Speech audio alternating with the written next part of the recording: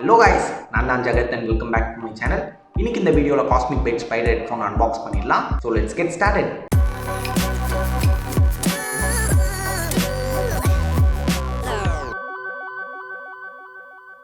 Unbox பண்றதுக்கு முன்னாடி பாக்ஸ்ல என்ன மென்ஷன் பண்ணிருக்காங்கன்னு பார்த்துடலாம். ஃப்ரண்ட் சைடுல பார்த்தோம்னா ஸ்பைடர் அண்ட் அதுக்கு கீழ ஹெட்செட் வித் மைக் அண்ட் எல்இடின்னு மென்ஷன் பண்ணிருக்காங்க. பாட்டம்ல பார்த்தோம்னா எந்த டிவைசஸ்லாம் இந்த ஹெட்ஃபோன் கனெக்ட் பண்ண முடியும்னு மென்ஷன் பண்ணிருக்காங்க. ரேர் சைடில் பார்த்தோம்னா ஸ்பெசிஃபிகேஷன் மென்ஷன் பண்ணியிருக்காங்க. சைடில் பார்த்தோம்னா CosmicByteன்னு மென்ஷன் பண்ணியிருக்காங்க.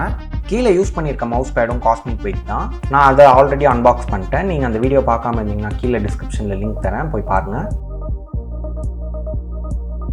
ஓகே, நம்ம இப்போ அன்பாக்ஸ் பண்ணிடலாம்.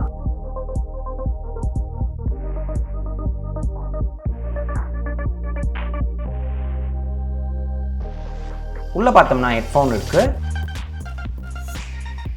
அதுக்கப்புறம் பார்த்தோம்னா மேனுவல் இருக்குது.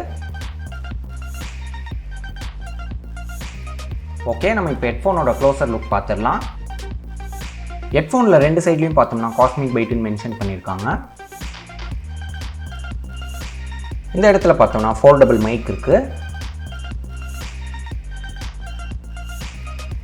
இந்த அட்ஜஸ்டபிள் இன்ஜஸ் பார்த்தோம்னா சில்வர் கலரில் வருது. இது பார்த்தோம்னா நல்லாவே இல்லை.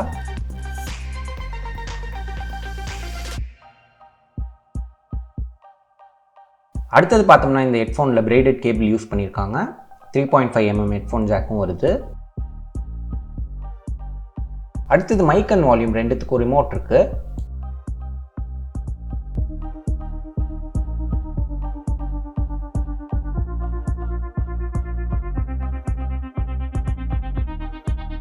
ஹெட்ஃபோனோட ஸ்பெசிஃபிகேஷன் பார்த்தோம்னா stereo speakers, blue LED light, inline mic ஸ்விட்ச் with volume controller, 3.5mm headphone jack, adjustable headband, braided cable.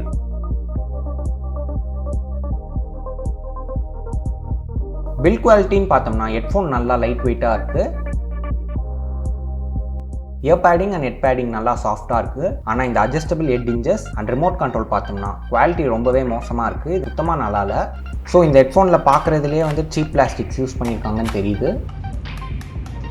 இந்த ஹெட்ஃபோனில் பார்த்தோம்னா ப்ளூ எல்இடி லைட் இருக்குது. இது ரொம்பவே சூப்பராக இருக்குது.